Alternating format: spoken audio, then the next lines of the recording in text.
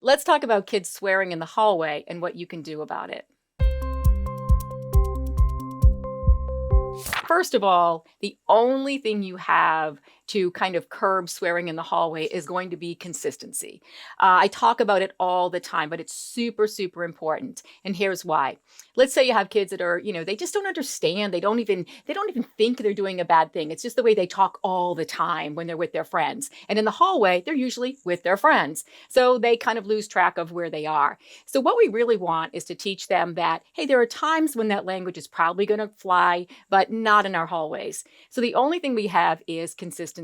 That means every single adult has to say to those kids, hey guys, swearing in the hallway, don't do it. Or guys, language, stop. You're in school. Anything we can do consistently that just kind of calls them out on their language. There's no need to get frustrated with them and say something like, oh, how many times have I told you guys not to swear? Or are you guys using the correct language? Just say, hey guys, stop. We're in school. They know they're not supposed to do it, and they just need constant reminders. If everybody does that over time, as soon as those kids see you in the hallway, they tend to go, oop, and they can hold it. And that's kind of a long-term skill we want them to have.